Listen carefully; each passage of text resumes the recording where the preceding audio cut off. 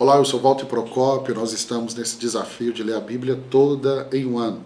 Hoje vamos ler mais 3 capítulos, estamos no final do livro de Números. Hoje vamos ler o capítulo 28, o capítulo 29 e o capítulo 30. Capítulo 28, ele é muito bonito porque, mais uma vez, a Bíblia vai nos falar das ofertas. Mais uma vez. Esse capítulo eu gosto de dizer como que nós podemos celebrar a nossa fé por meio da entrega, por meio da generosidade. Então nós temos aqui do verso 1 ao verso 8, falando das ofertas diárias. Ofertas o quê? Diárias. Entenda, a nossa vida é uma vida de entrega, e de entrega ao Senhor. Nós entregamos a Deus o nosso melhor. Nós temos aqui essas ofertas diárias. As ofertas diárias iam além de rituais vazios, sabe? De algo que vira rotineiro. Não.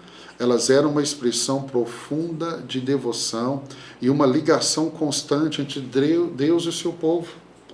O desejo de Deus não é que você viva uma vida religiosa. É aquela pessoa que vai buscar a Deus só no domingo, só num dia da semana. Não, Deus quer participar da sua vida diariamente, todos os dias, todos os dias, todos os dias, todos os dias, todos os dias. Isso aqui me ensina muito. Que mesmo em meio às dificuldades do cotidiano do deserto, essas ofertas serviriam como âncora espirituais, recordando a cada um daquele povo, a importância de viver em constante comunhão com o Criador.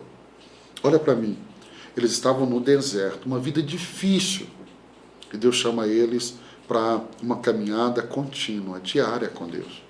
Hoje eu e você temos todas as facilidades, e muitas pessoas acham que não é possível viver uma vida bonita.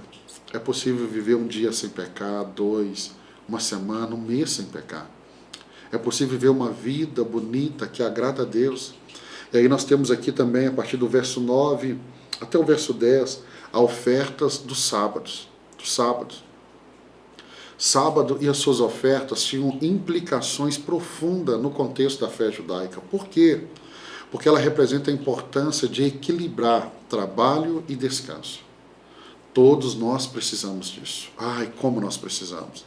Nós temos as ofertas de lua nova, que eram as ofertas mensais, né? Essas ofertas precisariam ser entregues mensalmente.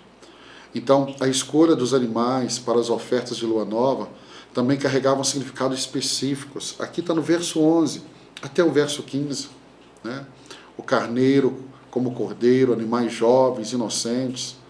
A oferta de lua nova não era apenas rituais também vazios. Não, era um meio de conectar o tempo com a espiritualidade. Se eu tenho a oferta diária, se eu tenho a oferta do sábado no dia do descanso, eu tenho essa oferta, que é uma oferta mensal. É uma oferta mensal. Então, ela destaca a necessidade de equilibrar o material e o espiritual. Então, essa oferta ela é muito simbólica. Aí eu tenho a oferta da Páscoa. A Páscoa, que é a festa mais importante para esse povo. Então, não era um momento só de festejar, era um momento também de ofertar. E eu tenho aqui a oferta na festa da Páscoa e na festa das semanas. Sabe? O capítulo 28, ele também traz aqui as ofertas na festa das semanas. Era uma expressão tangível de gratidão pelo dom da colheita e pela revelação divina. A festa das semanas também tinha um elemento de comunhão e unidade. Era o momento que as pessoas se reuniam para celebrar a colheita, celebrar o que Deus estava entregando. Então era uma conexão entre a festa das semanas e a entrega das tábuas da lei no Monte Sinai. Era uma lembrança poderosa da fé deles. Nós temos aqui essas festas, essas ofertas sendo aqui entregues. E aí nós chegamos no capítulo 29, que são lições espirituais que transformam a nossa vida. Nós temos ofertas para o dia da trombeta. Observe, eu disse para você como que essas ofertas, o ensino sobre isso vem em toda a Bíblia. Meu irmão, a maior oferta que eu e você podemos entregar é a nossa vida, é o nosso coração a Deus. Aí eu tenho a oferta das trombetas, né? As ofertas da trombeta tinham um significado profundo. Servia como um alerta espiritual. Eu tenho aqui também, né, a oferta no dia da expiação, né? Então, o dia da expiação era uma ocasião anualmente observada, designada para limpar os pecados e as impurezas. O dia da expiação, como representado aqui no verso 7 do capítulo 29 até o 11, é um lembrete poderoso de que mesmo em meio aos pecados, às imperfeições humanas, existe a possibilidade de arrependimento e reconciliação com Deus. E existe. E Deus está nos chamando para isso. E aí ele fala da oferta da festa dos tabernáculos. Ah, irmão, como que isso é importante para mim e para você? Porque a festa do tabernáculo é um momento de alegria, é um momento de gratidão, é um momento que as cabanas eram levantadas para lembrar esse tempo de peregrinação. Era uma convocação sagrada, é uma celebração onde a dedicação era para Deus, para Deus. Hoje a festa do tabernáculo continua sendo observada por muitos judeus, em todo o mundo. É uma celebração que nos convida a refletir sobre a importância da gratidão e da conexão com Deus. Conexão com Deus. Então a mensagem da festa do tabernáculo, ela é universal, ela é atemporal, ela nos lembra de agradecer por tudo que Deus tem feito. Elas nos lembram a agradecer pelas bênçãos que Deus tem derramado sobre a minha vida e sobre a sua vida. E aí chegamos no capítulo 30.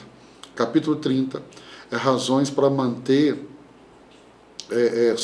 Deus manter a sua palavra.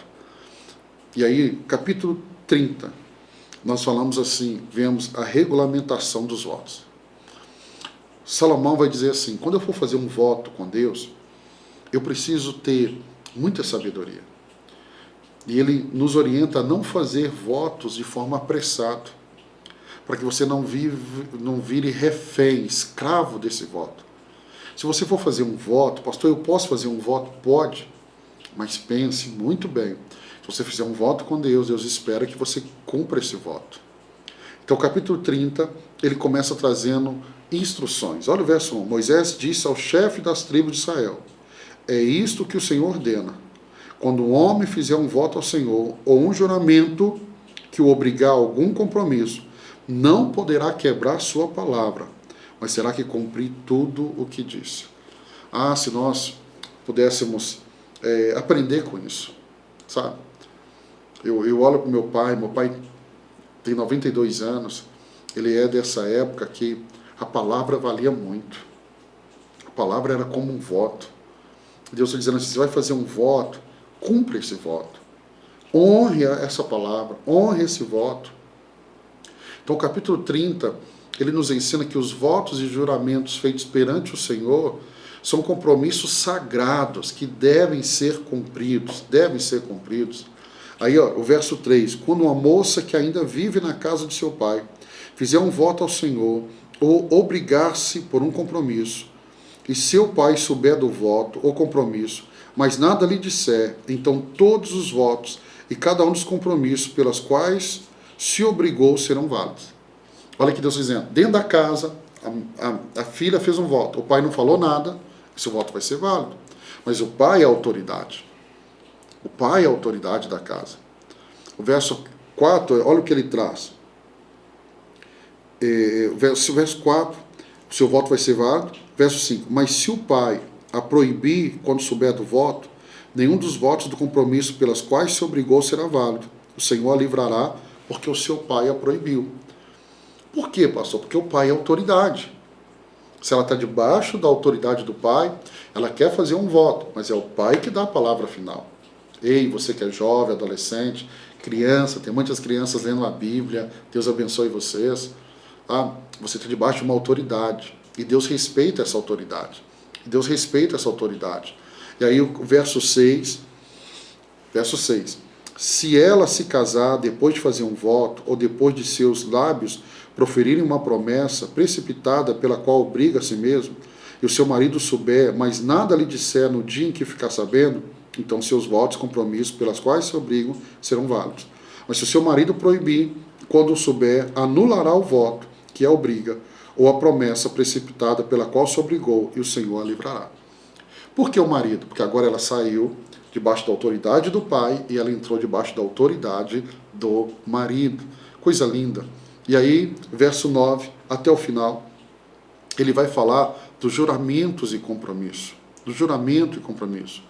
E aí ele termina aqui, verso 16. São essas as ordenanças que o Senhor deu a Moisés a respeito do relacionamento entre um homem e uma mulher, entre um pai e sua filha, moça que ainda vive na sua casa. Verso 15. Se contudo ele os anular algum tempo depois de ouvi-los, ele sofrerá as consequências de sua iniquidade.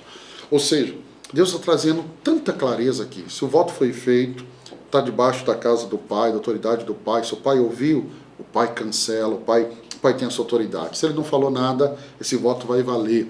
Então Deus está trabalhando aqui, mostrando que a palavra não pode ser quebrada. E ele está dando meio para que esse voto tenha clareza, tenha certeza. Você vai fazer? Vou fazer. Então vai. Se não vai fazer, cancela esse voto antes de começar. E cancela por quem? Por quem tem autoridade. Sabe, que Deus abençoe sua vida, como eu estou aprendendo, como eu estou relembrando tudo aquilo que eu estudei. Eu já li a Bíblia algumas dezenas de vezes, e está sendo tão bom estar aqui com vocês. Daqui 2 dias, nós terminamos o livro de Números. Números. Vamos chegar no capítulo 36. Eu espero você aqui amanhã, se Deus permitir, para nós caminharmos em mais 3 capítulos da Bíblia aqui no livro de Números. Deus abençoe sua vida.